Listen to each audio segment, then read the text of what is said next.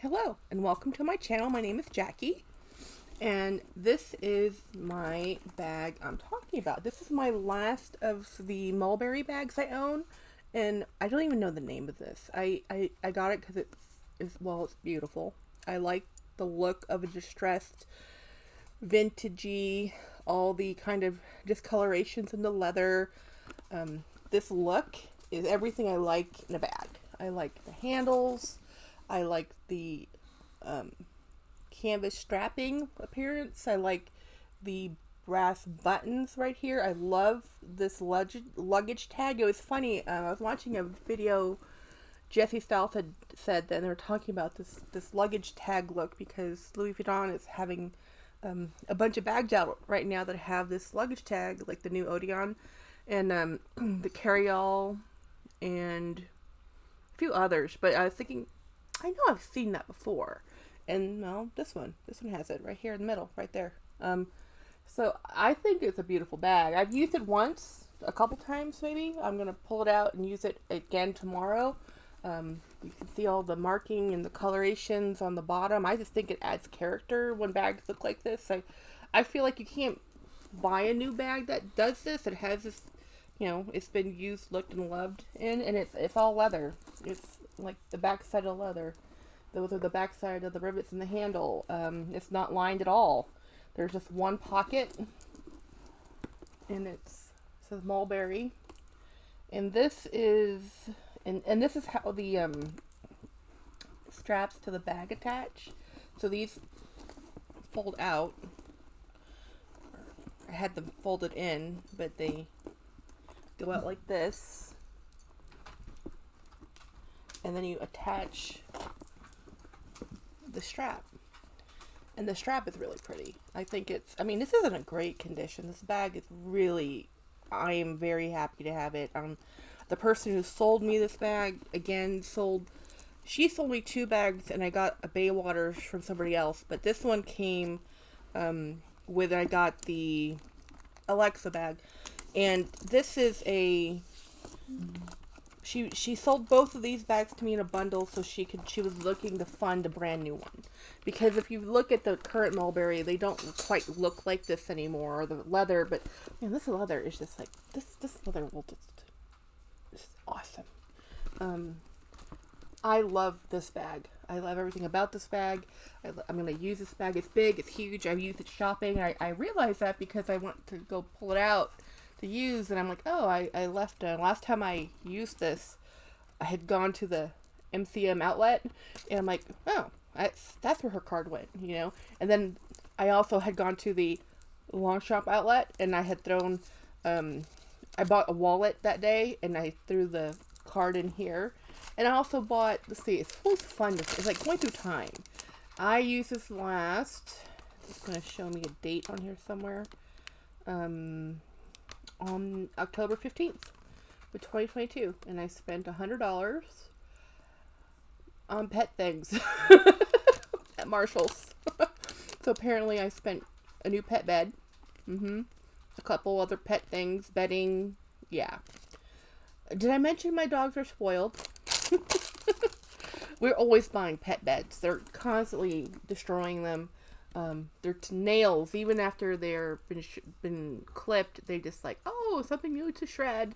But anyway, this awesome bag, which I have no idea what it's called. Now, I did find a listing on eBay, which called this bag Vintage Mulberry Darwin leather in the equestrian shoulder. I have no idea if that's legit. Is somebody else's listing? Somewhere in here should be a made. Oh, there it is. It has a made-in label, and it says made in England. Woohoo! That's awesome. This might be my only one. I don't know if the other ones are made in England or not. I know.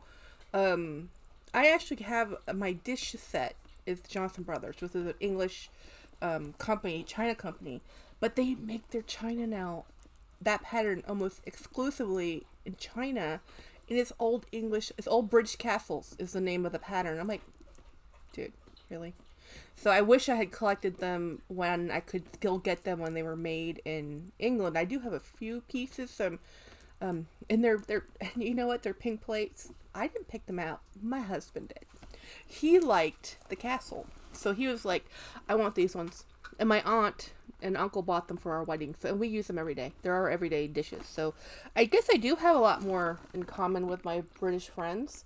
I like their stuff, and I think it's cool. I have a made in England bag. Who knows where the cow came from, but the bag was made in England. So anyhow, thanks for watching my video. This is my third bag in my Mulberry series, and probably the only one unless I get another vintage find, because as much as I want the new Mulberry, I have too many desires for bags to spend that much money on just one. I love bags, and I'd rather have a nice old vintage one. I probably paid $150, $200 for this, somewhere around there, which is plenty. It's nothing to sneeze at. It is a lot of money, not compared to new, but I mean for the fact that this isn't new, but it's still in great. I mean, look at the corners. This bag is in excellent condition. Somebody took care of this bag. You know, I think, again, a lot of people just sell these because they get tired of them. I sell mine because I get tired of them. So it was old to someone. It's new to me, and I love it, and I'm going to keep using it. And as long as it doesn't have rips and tears, and I don't destroy it somehow, it will continue to be used and loved. And I do condition it. I even like the vintage look of this cotton. And fun fact, cotton will outlast the leather in age, if this is actually a cotton strapping, because cotton lasts longer than leather, and also well, leather can petrify, and everything deteriorates over time. But I do embroidery and stitching, so the best fibers to use that last the longest: 100% wool, 100% silk. Those last. Wool will last a little more than silk. Silk will just disintegrate sooner. And when I say disintegrate, I mean like hundreds of years. You know, depends on the condition. Everything depends on the condition. Moisture, the storage, everything. So in a dry place, this stuff can last a long time. But you have to remember, moisturize your bags. Always moisture. If you put these away, if this can get brittle and hard, and it's because you let it dry out.